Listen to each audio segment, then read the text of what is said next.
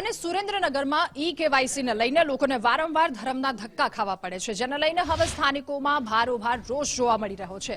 સુરેન્દ્રનગરમાં ઈ-કેવાયસી માટે લોકોએ હાલાકી ભોગવવાનો સામનો કરવો પડી રહ્યો છે, ત્યારે હવે આ મામલે લોકોમાં રોષ જોવા મળી રહ્યો છે। શહેરમાં માત્ર 2 જેટલા સેન્ટર છે અને લોકો વહેલી સવારથી જ લાંબી કતારમાં લાગ્યા છે, ત્યારે લોકો આ વાતને લઈને રોષે ભરાયા। અરજદારો ગ્રામ્ય વિસ્તારમાંથી ભાડા ખર્ચીને આવે છે। અમે અહીંયા વહેલા 4 વાગે ના આવ્યા છીએ અને ઘરેથી તો અમે લગભગ 3 વાગે વહેલા ઉઠ્યા છું। નાના બાળકોને પણ અમે વહેલા ઉઠાડીને અહીંયા લાવ્યા છીએ અને સવારે ચા પાણી પીધા વિના પણ અમે અહીંયા આવી ગયા છીએ।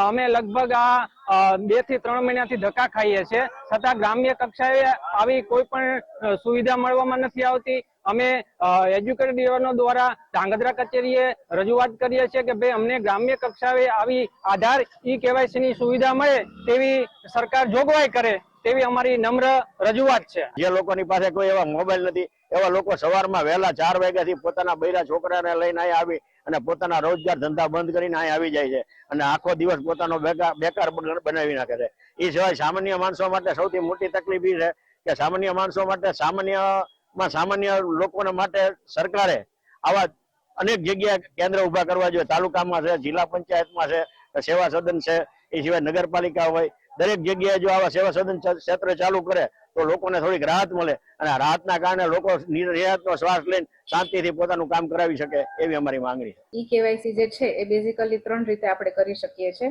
એક છે રેશન કાર્ડ ધારક પોતે પોતાના ઘરે બેઠા માય રેશન મોબાઈલ એપ્લિકેશનના માધ્યમથી ફેસ ઓથેન્ટિકેશન દ્વારા પોતાનું ઈ-કેવાયસી કરાવી શકે છે। બીજું એનું માધ્યમ છે કે રેશન કાર્ડ ધારક જો ગ્રામ્ય કક્ષાએ નિવાસ કરતા હોય તો ઈ ગ્રામ કેન્દ્ર ખાતે જઈ વીસીઈ મારફત બાયોમેટ્રિક ઓથેન્ટિકેશન દ્વારા પણ પોતાનું ઈ-કેવાયસી કરાવી શકે છે। અને ત્રીજું એનું ઓપ્શન છે કે રેશન કાર્ડ ધારક તાલુકા કક્ષાએ મામલતદાર ઓફિસ, ઝોનલ ઓફિસ અથવા તો નગરપાલિકા ખાતે જઈને પણ પીડીએસ પ્લસ એપ મારફત પણ પોતાનું ઈ-કેવાયસી કરાવી શકે છે। એટલે મારી જિલ્લા પુરવઠા અધિકારી સુરેન્દ્રનગર તરીકે સુરેન્દ્રનગરના તમામ લોકોને એવી વિનંતી છે, નમ્ર અપીલ છે કે જે લોકોને પોતાનું ઈ-કેવાયસી બાકી હોય તો વહેલી તકે જઈ આ 3 ઓપ્શનમાંથી જે પણ ઓપ્શન એમને યોગ્ય લાગે એ રીતે પોતાનું ઈ-કેવાયસી વહેલી તકે કરાવી લે।